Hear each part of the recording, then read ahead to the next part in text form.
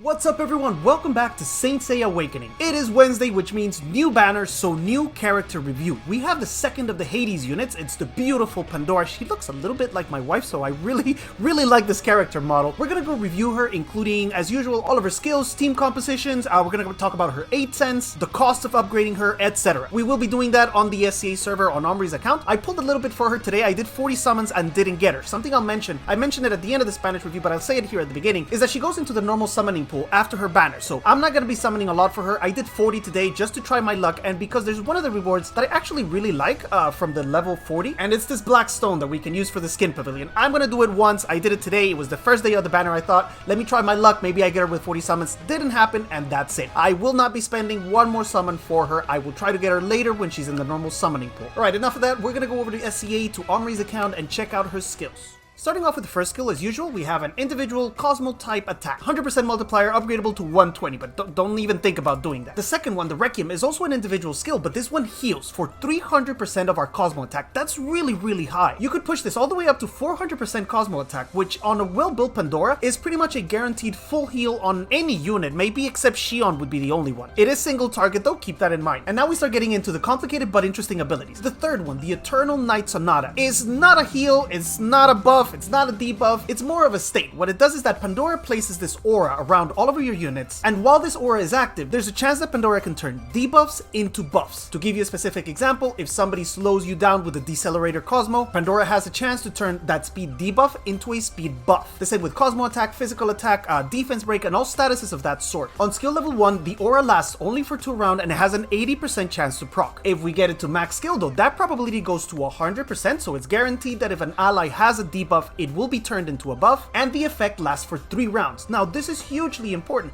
because if you read here at the end of the description, this skill has a cooldown of 4 turns. If you only have it on level 1, that means you're gonna have to go 3 turns without the aura active. If you manage to max skill it, that is reduced to only 1 turn with the aura is not in effect. However, there is a further complication to this whole cooldown business. The Fate of Illusion, which is a passive, her 4th skill. This thing works in conjunction with the 3rd skill and with the 2nd one. Remember, the 3rd skill turns debuffs into buffs. When that happens, or when an ally is cleansed of a debuff, Pandora has a chance to heal using her Requiem skill, which is the 2nd one. But not just the Requiem, the basic Requiem, it also has an increase in healing of 10% on skill level 1 and 30% on max skill. Now, you're gonna see in the demonstration we'll have later today, which we recorded yesterday playing with Omri, the amount that she heals is freaking ridiculous. This skill also has the effect that anytime she heals because a debuff was turned into a buff, it also reduces the cooldown of the Eternal Night Sonata by 1 turn. And remember, this thing had a cooldown of 4, you could bring that down to really only 1 because it lasted for 3 turns, and you can further bring down the cooldown here. So in reality, that Eternal Sonata, that aura that turns debuffs into buffs and heals our units, is pretty much in effect all the time. With the increase in levels, we also increase the probability that this healing happens because it only starts at 80%,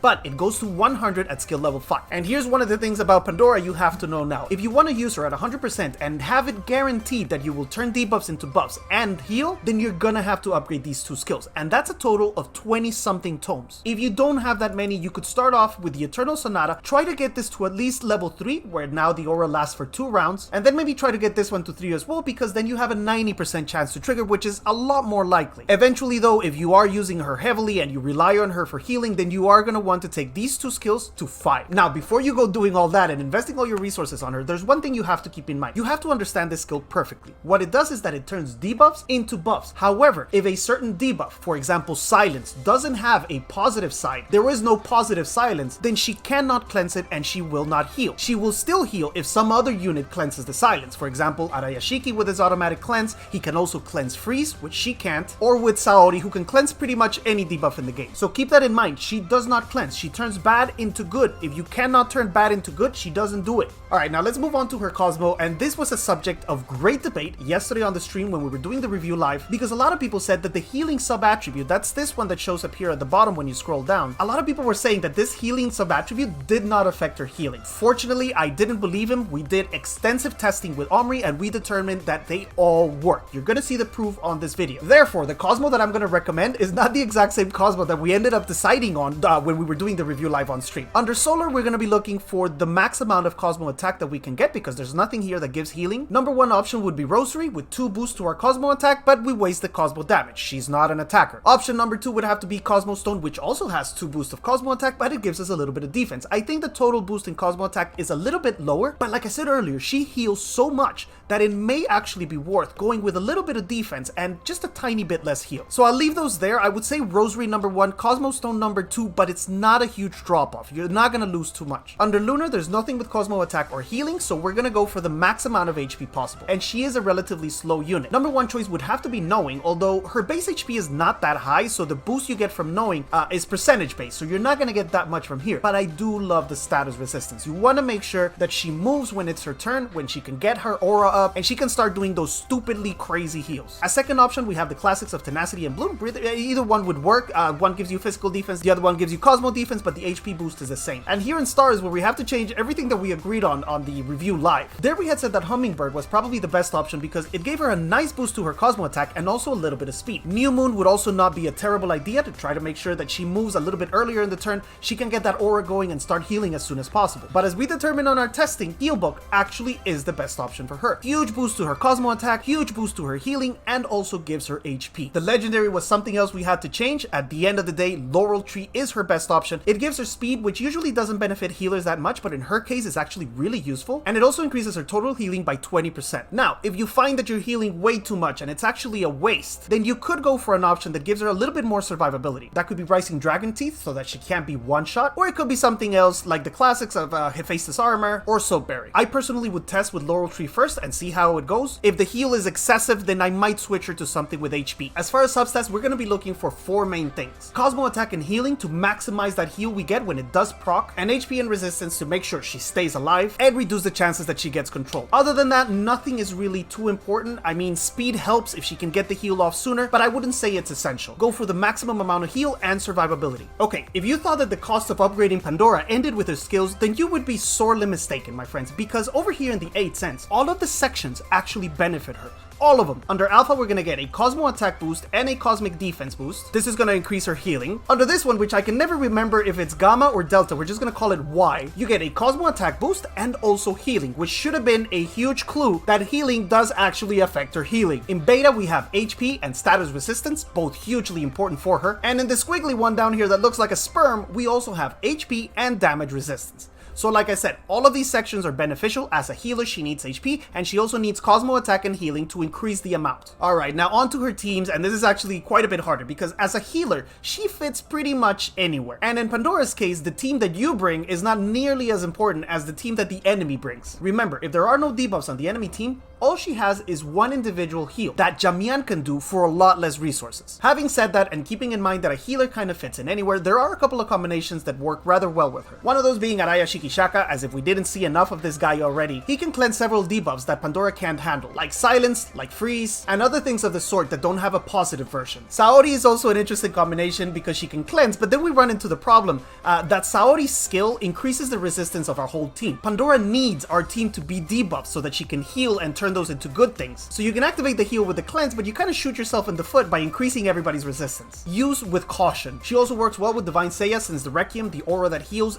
doesn't use any energy. She can move towards the end of the round and activate one more attack from DS when he's up in the sky. And lastly, there's this really interesting combination that somebody mentioned on stream. I can't remember who it was, but thanks for the suggestion because it sounds really fun. And it's using Naked Shiryu. Now remember, Naked Shiryu, when Kiki on his team generates energy, Naked Shiryu kind of self-applies a debuff. He loses attack. Well, Pandora can automatically turn that debuff into a buff, thus increasing his attack power with his own debuff. It's kind of crazy sounding, but it could be a lot of fun. I hope somebody tests it and puts a video because I'd love to see it. And that's really about it for specific units. She will work well with anyone else. Now, her weaknesses have to be the ridiculous amount of tomes that we need if we want to get this to 100%. She is very costly to build, and then there's going to be a lot of situations when you fight teams that don't have debuffs, and she will be literally completely useless. That's the other weakness. No debuffs, no heals. Also, like every other healer in the game, there's the one-shot factor. If somebody one-shots one of your units, there's no healer that can revive them. They're dead. Her base HP is also pretty low, so she is especially susceptible to that one-shot. And lastly, super aggressive teams. If you're fighting a team that is based solely on damage and doesn't need to slow you or defense break you or whatever,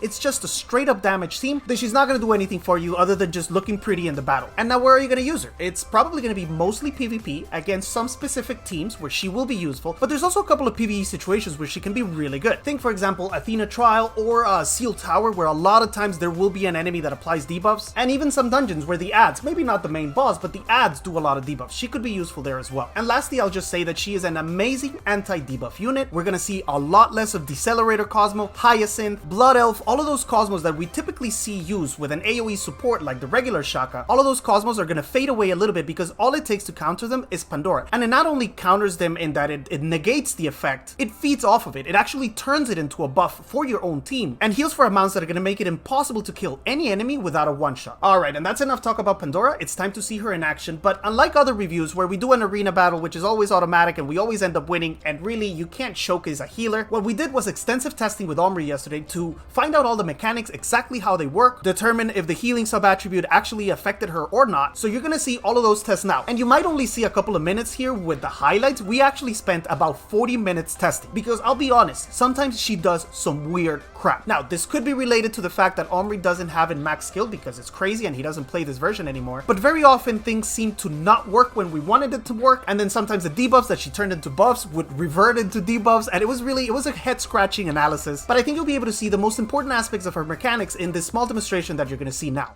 We're going to test a few things with Omri. The first one of those is going to be if the healing sub-attribute actually affects her healing or not. In this first fight, he has Laurel Tree equipped, and then we're going to do a fight without Laurel Tree and see what happens. This one is with Laurel Tree, and I have Decelerator on Shaka. Hades' voice is so good. Okay, entonces he's gonna use the area thing that puts everybody in that state. We can actually test... No, we test silence later. Después probamos silencio. Okay, so this works. You turn it into more HP. Yes, the anti-heal works. Here we go. We're gonna use Decelerator. We'll see how much she heals. How much is she healing? 34,000? 34,000? For each one that she debuffs or turns the debuff, she heals. Oh yeah, there it goes, Ahí va, el defense break. Turned one of the debuffs. So, 34,000.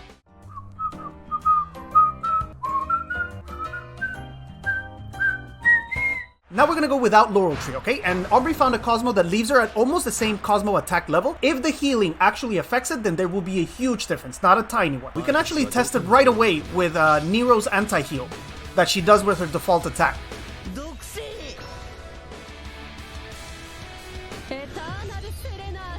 Okay, without Laurel Tree, it didn't proc. She's not max level, that's why it didn't proc. Okay, no problem. We're gonna proc something with Shaka. Decelerator, changa. Oh my god. Wait, how much is your healing? Yes. 7. It is less. So it must just not activate it last time. But it is a lot less healing though. We have been lied to, my friend. We're gonna try with stun now and see what happens. Does she cleanse it? Does she only heal? Exactly what happens with the stun mechanic? My Moses is really bad, so we gotta get lucky with a stun. I'm gonna try to stun Iki, I think. Come on, bro. Come on, Moses. Stun! Nothing happened. Or did she not proc it? Since she doesn't have 100% cleanse, we're gonna try again. Because we don't know if it's that she can't cleanse the stun or she can't do anything with the stun. Or she just didn't proc it. So we're gonna try again. There. Healed this time. Yeah, Shaka cleansed the silence and she healed. She didn't proc, that's what it was. Oh my god, Kiki. Rest in peace, bro. Come on, stun! It's not gonna work. No, it's not going. Kinda logical. Okay, stun. No, nothing happened. Now we're gonna test if the actual healing sub-attribute works. We already know that Laurel Tree does work. It does improve your healing because Laurel Tree is not an actual sub-attribute. It's just generally 20% more healing. Now we equipped Healing Book with a lot of healing sub-attribute and we took off Hummingbird. We have the same amount of Cosmo attack. So before we were doing 34,000. Let's see how much we do now that we have more healing sub-attributes. 38,000. I don't even know why she cleansed. There was nothing. No, I didn't cleanse. I used the second skill. Why? Okay, the healing thing is now active. Let's see if we can get some debuffs. Ah, she didn't proc. With Shaka, we're gonna activate that shit for sure. Didn't... Oh, it proc some... 42,000. Bullshit healing doesn't work. Bam, confirmed, confirmadísimo. 42,000. Dude, who lied? I'm gonna check the stream replay and ban. No, it was actually a lot of people. All types of healing boosts work on Pandora. Confirmation confirmed.